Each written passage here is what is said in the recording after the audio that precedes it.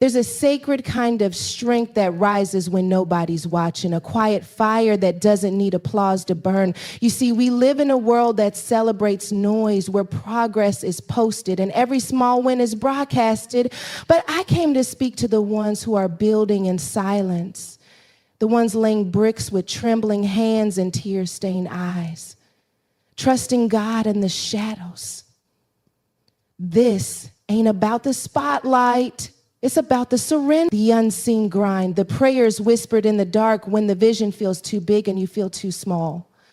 I need you to know that heaven sees what Instagram doesn't, and what you're building brick by quiet brick is holy. So tonight we're going to talk about how to build yourself in private, how to grow in grace, and how to become everything God called you to be, even if no one's clapping yet.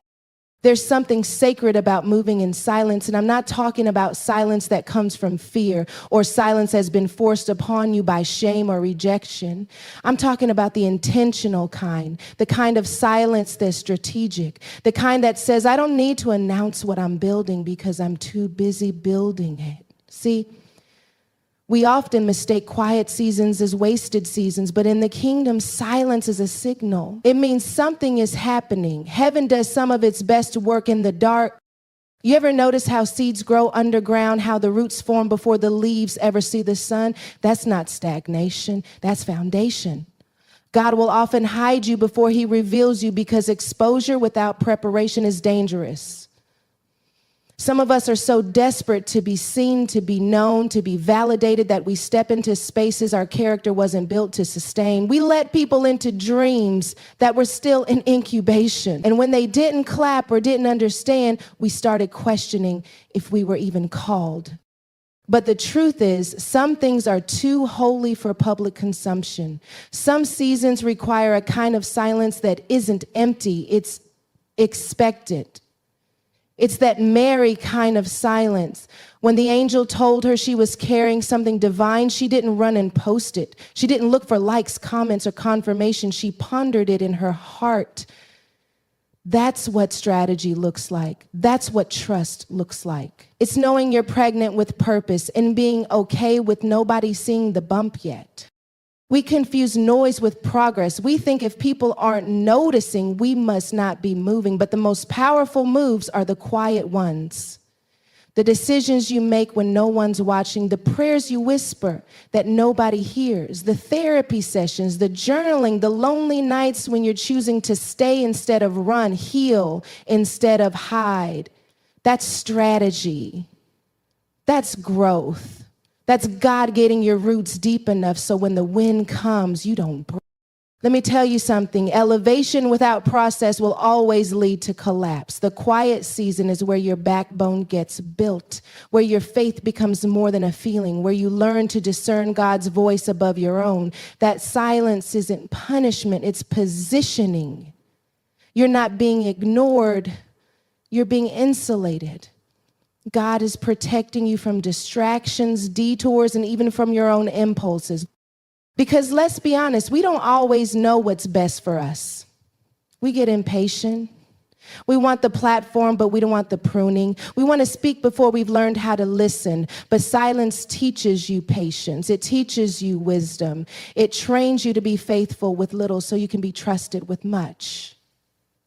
That's strategy.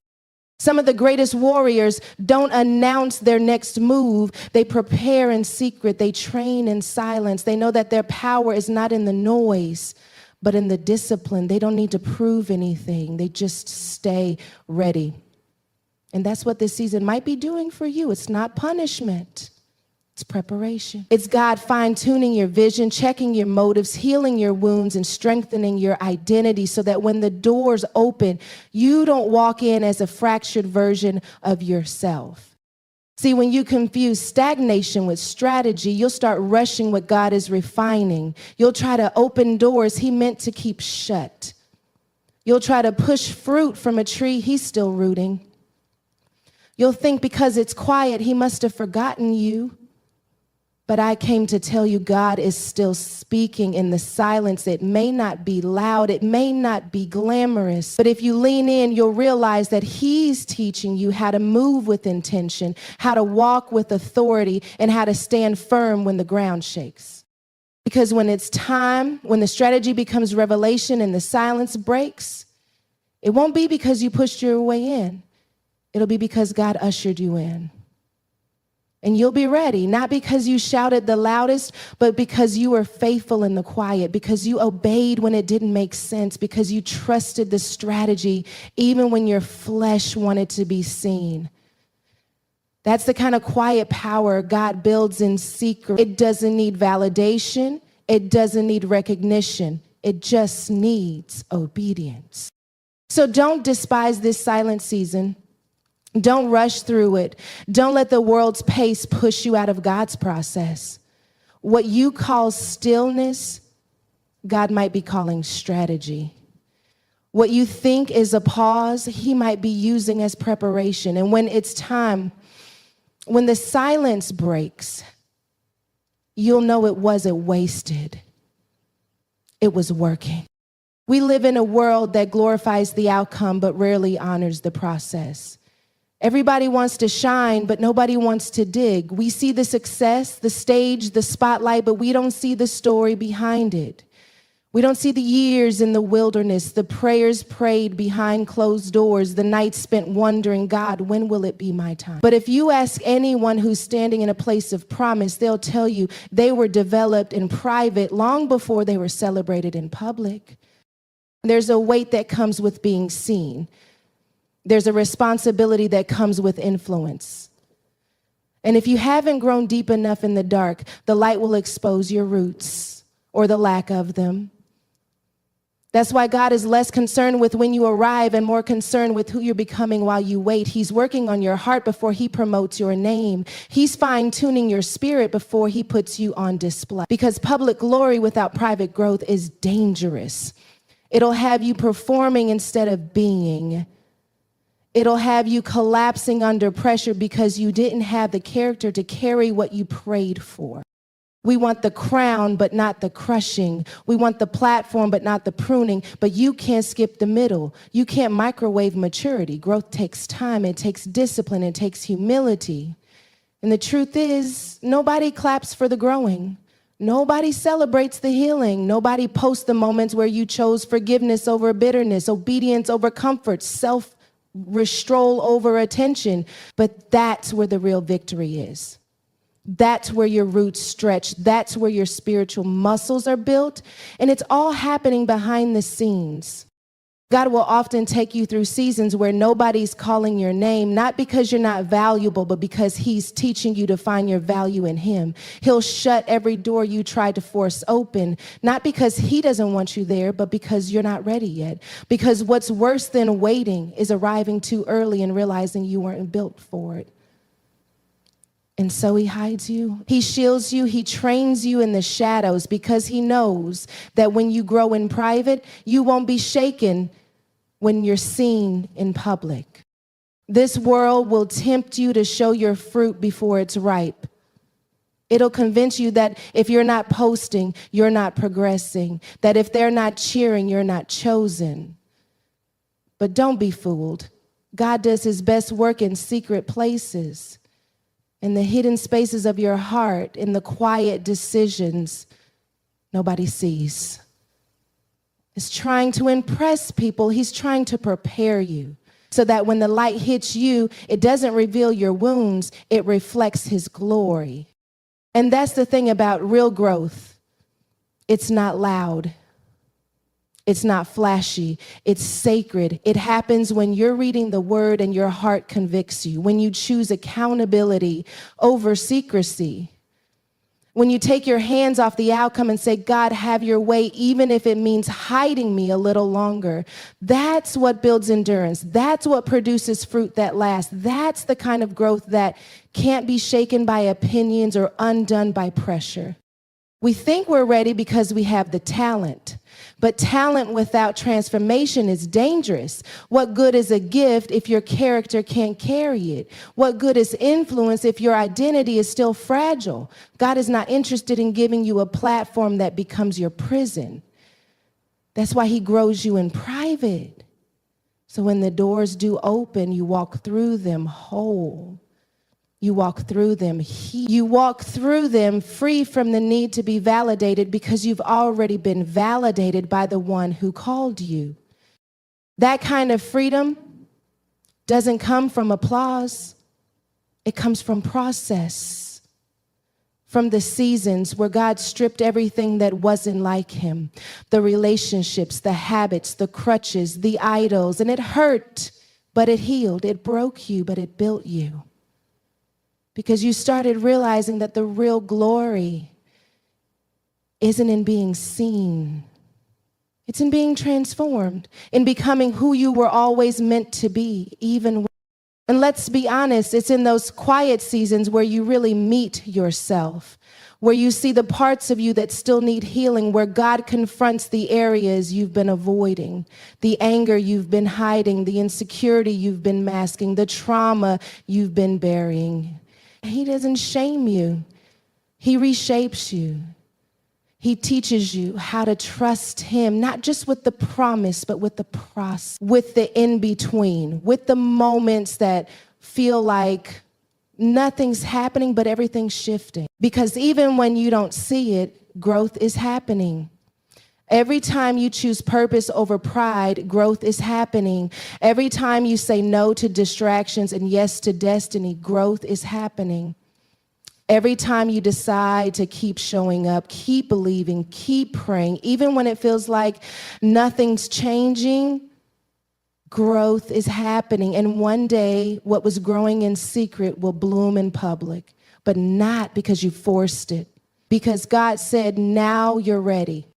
That moment won't be about proving anything to people. It'll be about proving God's faithfulness through your life. And you'll realize the glory isn't about the stage or the spotlight. It's about the story, about how you survived what was meant to break you, about how you stayed faithful when it would have been easier to walk away, about how you trusted him in the shadows. And now you don't just have fruit, because private growth isn't glamorous. It's gritty, it's real, it's full of moments where you question everything, but still choose to believe. It's built on obedience, not opportunity, on submission, not striving. And that kind of growth, that's the kind God breathes on. That's the kind he rewards, not because you earned it, but because you let him shape it. And now when the doors open, when the light hits, when the glory comes, you'll know you didn't skip the process. You let him.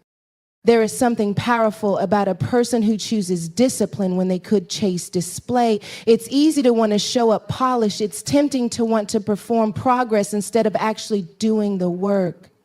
But what God is calling you to build in this season requires more than a curated image. It requires character. It requires consistency. It requires a kind of discipline that says, I'm not just trying to look right. Because when God gives you something worth carrying, you can't afford to live for applause. You've got to be anchored in discipline. Discipline says, I'll pray even when I don't feel like it. I'll study even when no one's watching. I'll walk in purpose when it's not trending. Display will have you chasing moments, but discipline will keep you in alignment with your mission. And if you're going to build yourself quietly, you've got to choose the path that doesn't always feel good, but always produces fruit.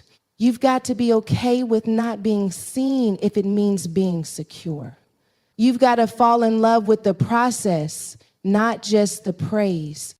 Because the enemy doesn't care about how good you look if he knows your foundation is weak. He'll let you have a spotlight if he knows the cracks will show under pressure, but discipline closes those cracks. Discipline makes you unshakable, not because life stops shaking, but because you've trained yourself to respond instead of react, because you've learned how to rule your spirit when everything around you is chaotic. That's not a display, that's divine strength. You don't build legacy off display, you build it off discipline. Off the choice to wake up and do the hard thing again, off the decision to steward what you've been given, even when it doesn't look like much, off the ability to say no to good so you can say yes to God. That's not always pretty. It won't always make sense to people, but discipline never needed a cheer section. Discipline is between you and God. It's in the early mornings and late nights. It's in the mundane. It's in the boundaries you set and the habits you create and the standards you refuse to lower. That's the difference between those who look the part and those who live the purpose. Display can get you noticed. Discipline is what keeps you sustained. And too many of us are burning out trying to maintain an image we weren't disciplined enough to grow into. We're exhausted from performing, drained from pretending, tired from trying to impress people who still don't see us. But discipline doesn't need a stage. Discipline knows God sees, and when God sees, strength increases. When God sees, he entrusts you with more because he knows your character won't sabotage your calling. Some of us are frustrated in our current season, not because God has forgotten us, but because we haven't learned to value what's developing in us. We want elevation, but we don't want endurance. We want visibility, but we don't want the vulnerability of being held accountable when no one's watching. But if you can be faithful in the quiet, you won't be trustworthy in the spotlight. That's why God calls you into discipline, because he's trying to make you ready for the weight of your calling, ready for the warfare that comes with influence, ready for the assignment that's bigger than your comfort zone. Discipline is what prepares you when opportunity knocks. It's what sharpens your voice, strengthens your walk, and deepens your faith. Display can't do that. Display can distract you, deceive you, detour you. It can make you believe you've arrived when you've only just begun. It can make you addicted to validation, to affirmation, to attention. But discipline sets you free. It anchors your identity in something deeper than light. It teaches you how to show up full even when no one's clapping. It teaches you how to keep going when it's not glamorous. There's a reason Jesus didn't spend his ministry trying to impress. He moved with authority because he had intimacy with the Father. He didn't need to display his power for people to validate it. He walked in it because he had disciplined himself in prayer and solitude and obedience. And if Jesus needed discipline to fulfill his purpose, what makes us think we can skip that part and still be fruitful? There's no shortcut to the oil. You've got to be pressed. You've got to be consistent. You've got to keep showing up in the silence, in the resistance, in the stretch. Discipline doesn't feel good in the moment. It costs you. It costs you comfort. It costs you convenience. It costs you fitting in. But the return is always greater than the sacrifice. You get clarity. You get conviction. You get capacity. The more disciplined you become, the less space you give to distractions, the less tempted you are to settle, the less willing you are to compromise. And that's what maturity looks like. It's not perfection. It's pursuit. Pursuing the version of yourself that God saw when he called you. Pursuing purpose even when the path is narrow. Pursuing growth even when it's slow. Discipline will have you walking away from what looks good because you know it's not God. It will have you protecting your peace like it's sacred. It will have you in your word when everybody else is in their feelings. It will have you moving in silence, not because you're afraid, but because you're focused. It will have you turning down opportunities that aren't aligned, even if they come with a paycheck or a platform, because you know you're not building for the moment, you're building for the mantle. And that mantle requires integrity. It requires wisdom.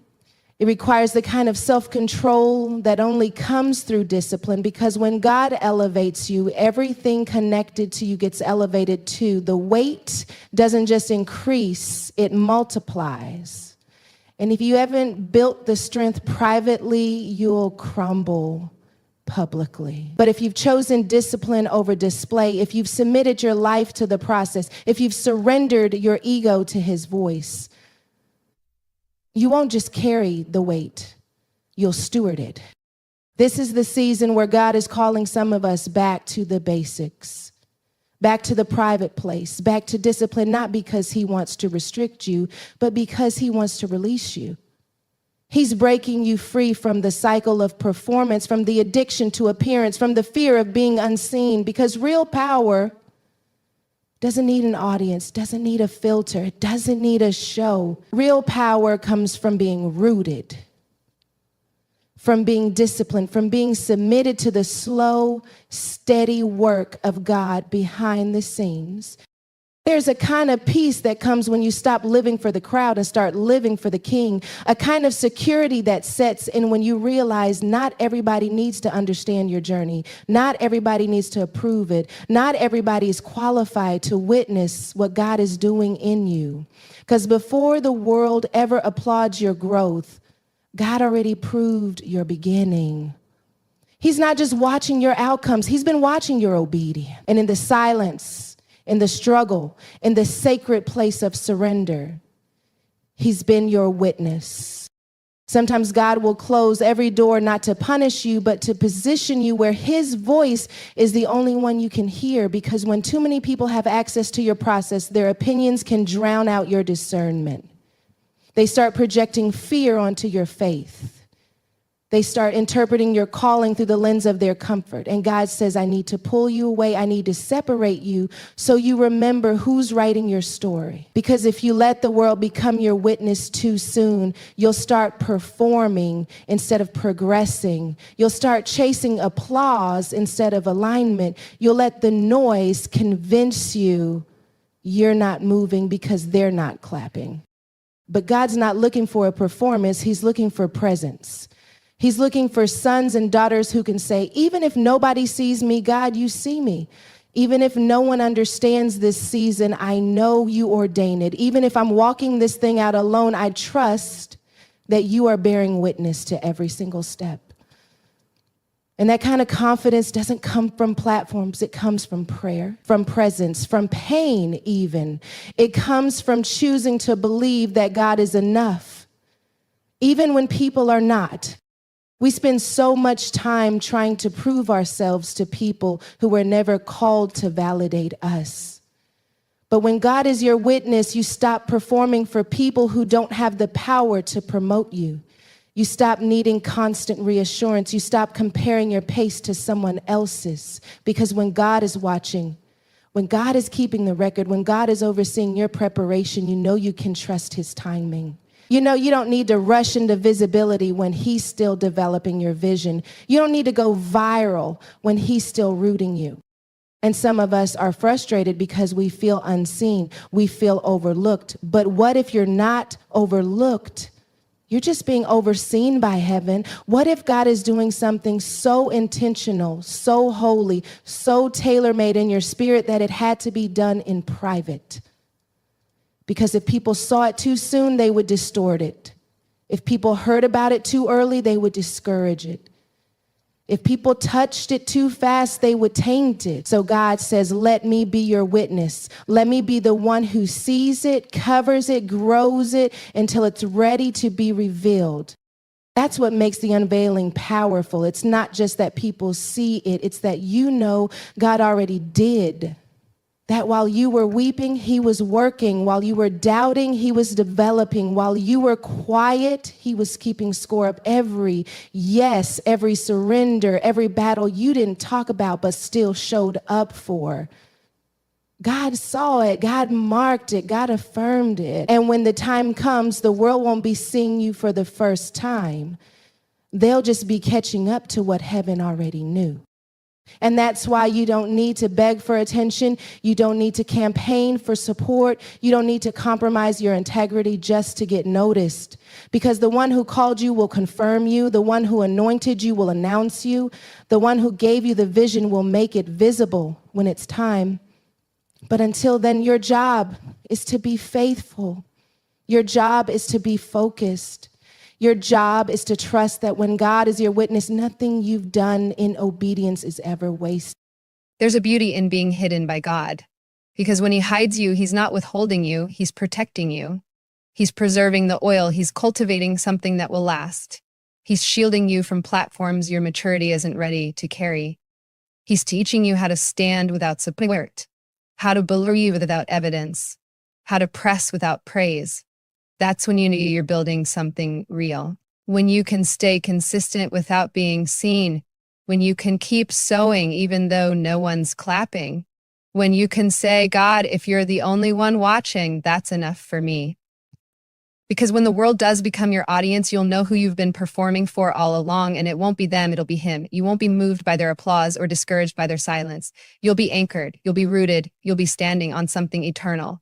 Because when God is your witness, you're not in this for hype, you're in it for heaven. You're not in it to be celebrated, you're in it to be sanctified.